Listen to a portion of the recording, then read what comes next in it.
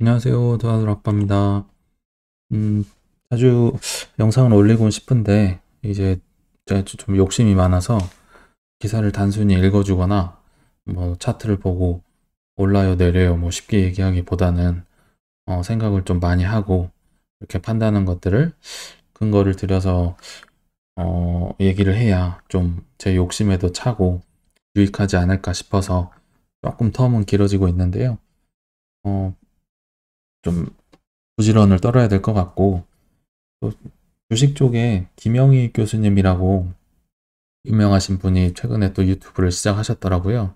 근데 이분을 보면 물론 올라요 내려요 예측도 잘하는데 왜 오르는지 내리는지를 이렇게 통계적인 근거를 착착 대시면서 얘기를 하시니까 이게 맞든 틀리든 고개가 끄덕여지고 굉장히 듣기가 편하더라고요. 그래서 저도 김영희 교수님을 모토로 멘토로 해가지고 한번 영상을 계속 열심히 만들어 보겠습니다.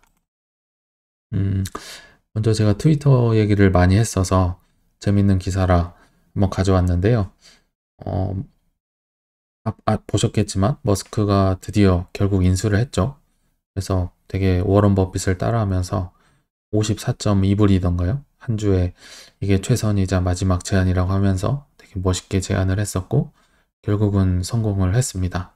근데 이번 영상이 사실은 뒤통수 특집인데 이 자체도 사실 뒤통수였죠. 왜냐하면 세계 제1의 부자가 그리고 저는 여러 가지 이유로 이분은 정말 할 수 있겠다는 생각이 들었는데 기억나시겠지만 전 뭐 세계 언론이 이 세계 1위 부자를 돈이 없다느니 뭐 비현실적이라느니 이런 것들을 들면서 본국정을 해줬었죠. 그러니까 참 보면서도 어이가 없었고 근데 이 사람은 할 이유도 너무 많았고 어, 의지도 강했고 그래서 당연히 될 거라고 전 생각을 했는데 물론 너무 빨리 하시긴 했죠. 이분은 능력이 있으신 분이니까 우리의 투자는 이런 식으로는 안 됩니다.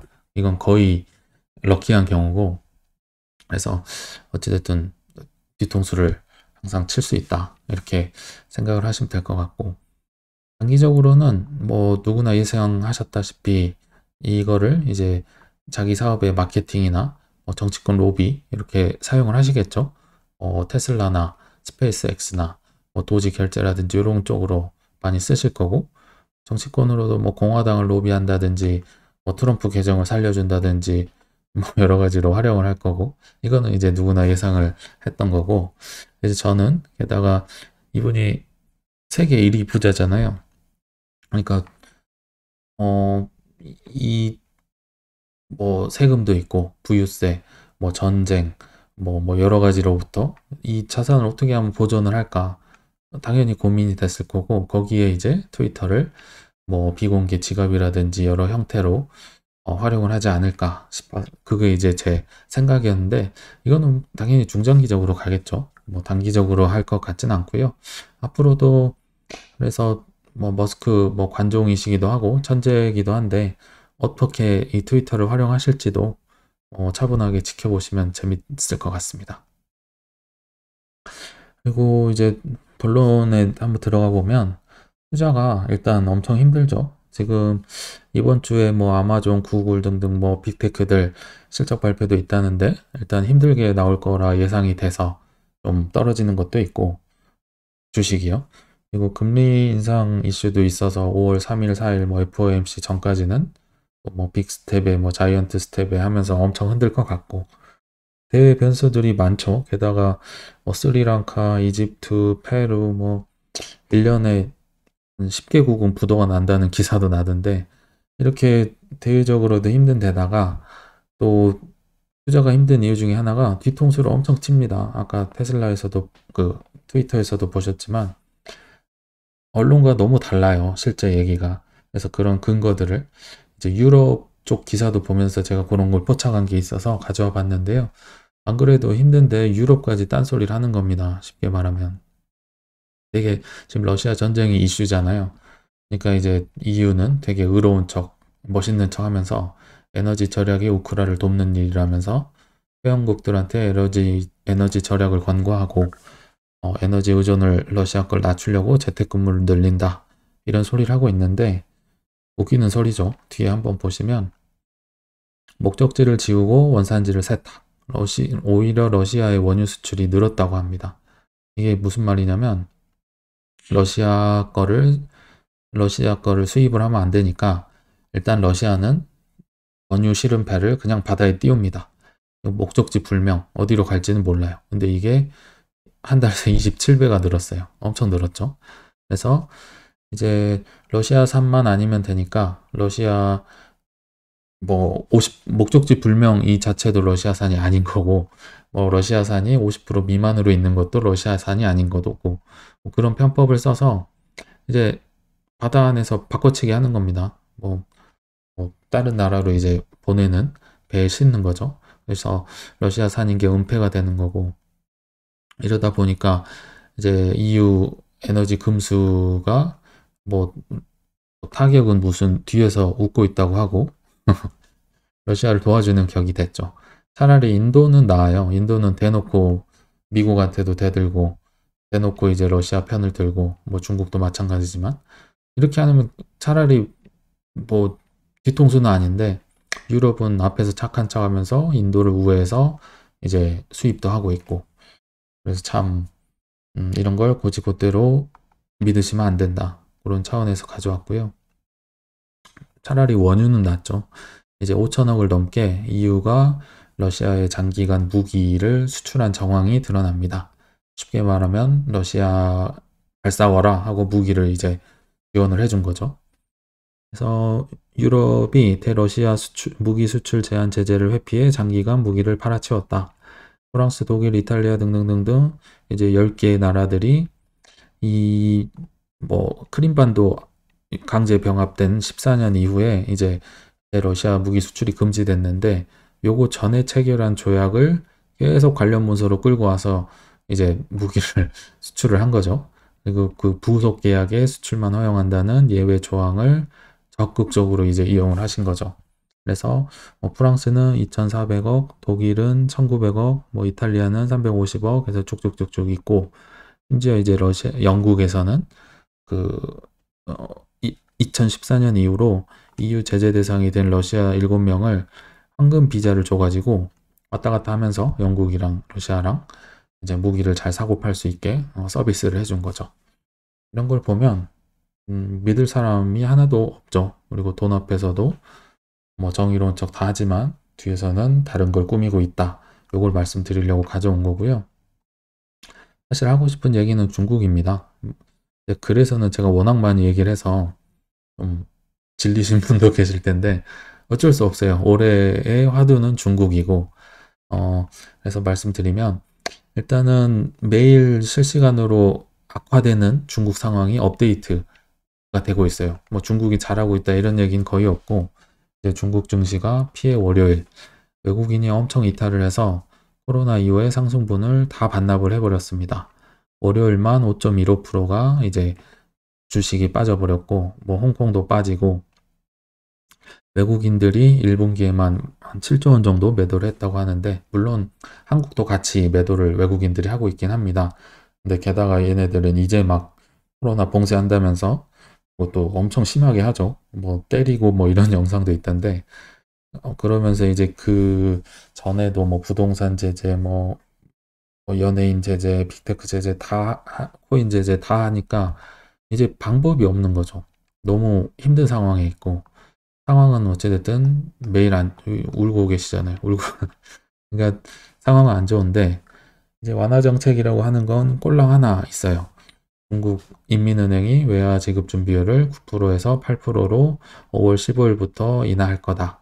이렇게 발표를 했는데 이걸로는 제가 볼 땐 택도 없습니다. 이 상황을 타개하기 위해서는 결국은 제가 계속 얘기하는 전쟁이라든지 아니면 코인 채굴이나 코인 산업을 열어서 그쪽으로 돈을 번다든지 둘 중에 하나는 빠르면 올해 안에 나올 수 있지 않을까. 그 외에는 방법이 없어요. 다른 방법이 있으시면 댓글이나 어디 좀 달아주시면 좋을 것 같고 제가 볼 때는 없습니다. 그래서 그 중에 하나가 또 뒤통수 중에 하나가 채굴기는 압수하고 채굴 전기료는 차등 적용한다는 건데 이 기사 엄청 자주 보지 않았습니까? 저는 한 세네 번 본 것 같은데 날짜만 계속 바뀌어요. 날짜만 바뀌면서 똑같은 내용이 계속 나와요. 그래서 최근에 또 뭐 채굴 단속한다고 불법이니까 207대를 어디서는 압수를 했는데 다른 데서는 암호화폐 채굴에 전기료를 차등 적용한다고 합법이란 말이죠. 그러니까 여기서 뺏은 걸로 여기로 돌리는 겁니다. 꽂으면 돈이 나오는데 이걸 안 할까요? 돈이 없는데 당연히 할 거라고 보고 언젠가는 반드시 돌아올 거라 생각이 들고요.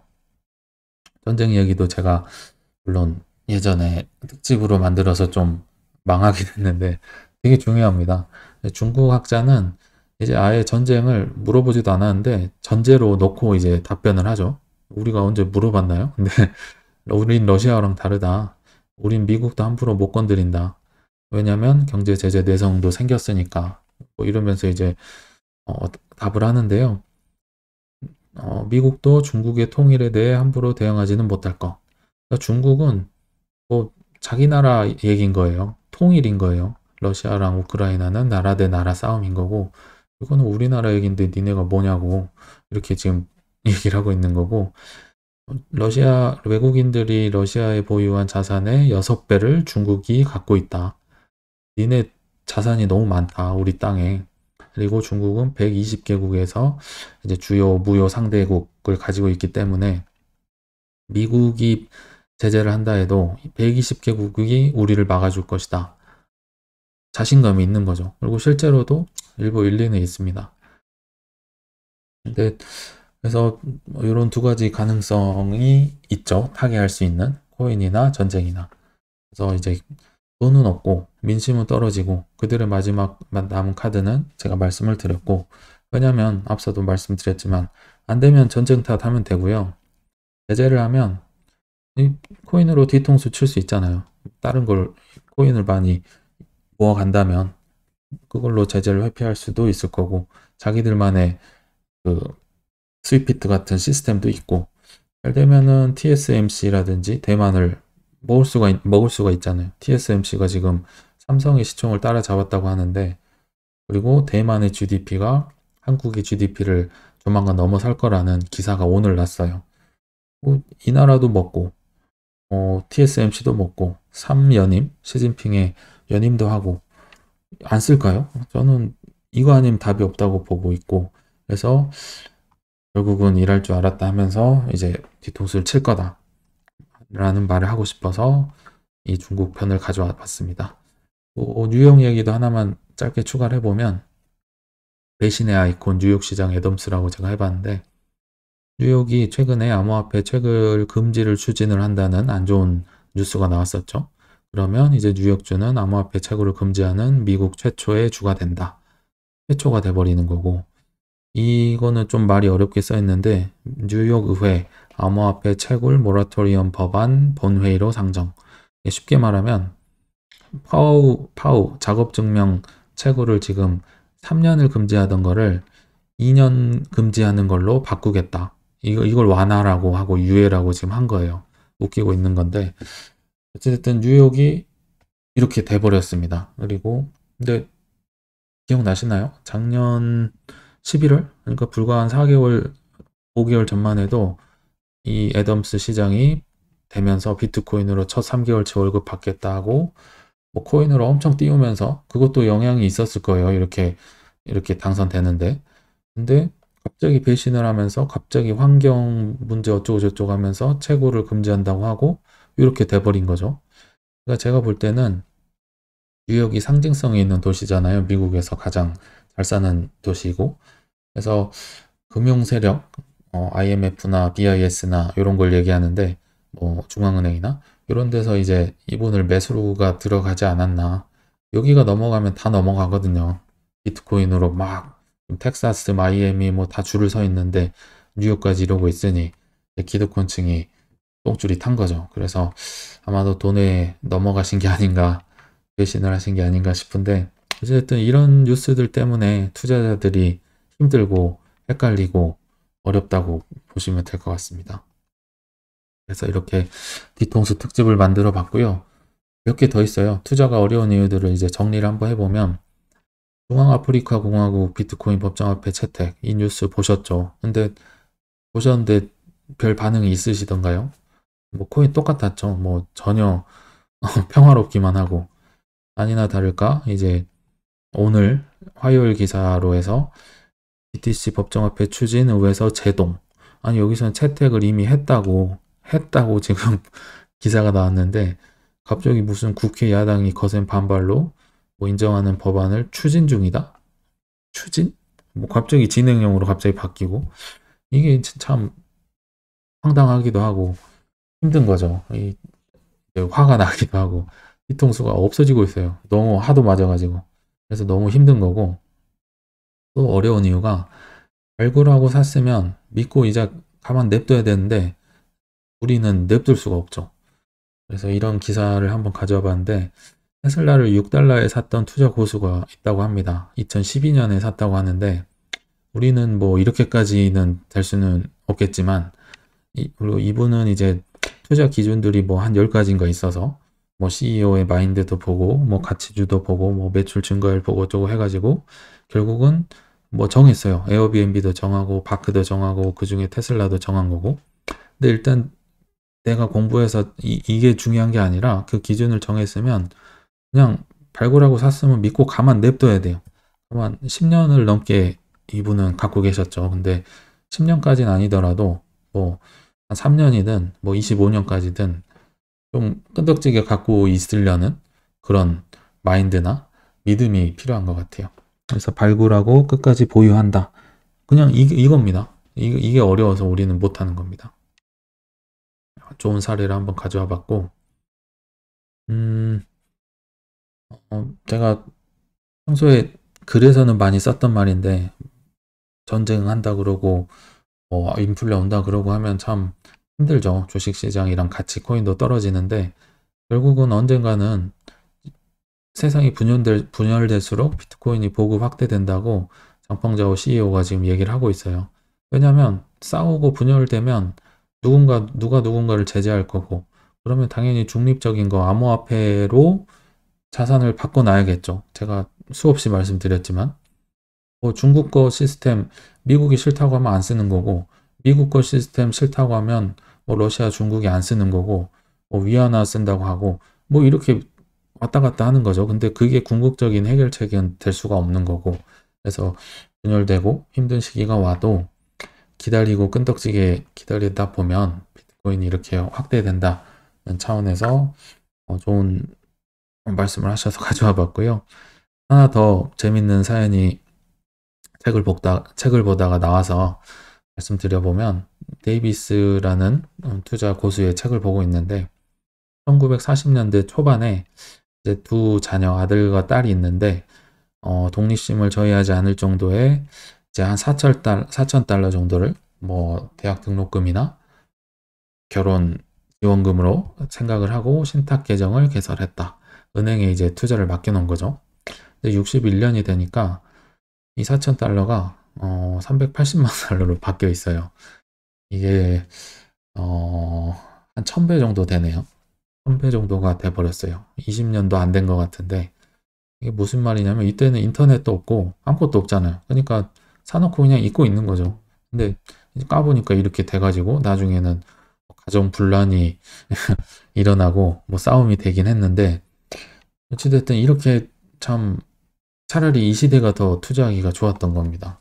우리는 이제 계속 뒤통수 뉴스도 실시간으로 올라오고 이렇게 맨날 쳐다보고 싶고 외로워도 왜 외롭냐면 떨어지면 나도 빨리 손절을 하든 뭐 샀다 팔았다 하든지 팔아버리고 저 대중들과 같이 서가지고 편하게 있고 싶어요. 나도 비록 손절은 했지만 떨어지는데 안 갖고 있으면 얼마나 편해요. 뭐 저점 잡는다고 하고 있고 아무도 없어요. 제 주위에 그 오징어 게임이랑 똑같아서 500명이 있으면 200명, 100명, 50명, 30명 해가지고 뭐 한 3명, 2명 남는 거예요. 그분들이 수익을 가져가는 겁니다. 그러니까 이렇게 외로워도 안 울어야 수익을 올릴 수가 있고요. 엊그제 안 그래도 그 도지코인이 좀 올랐었죠. 그 머스크의 인수 때문에. 그때 꽤 좀 공포스러웠던 것 같은데 몇십만 원이라도 사신 분들이 계시다면 칭찬받을 만하고 받을 만합니다. 그런 식으로 힘들 때 뭐 정말 조금씩이라도 사는 겁니다. 그래서 이렇게 참 힘든 시기이지만 잘 이겨내시자는 차원에서 영상을 만들어 봤습니다. 감사합니다.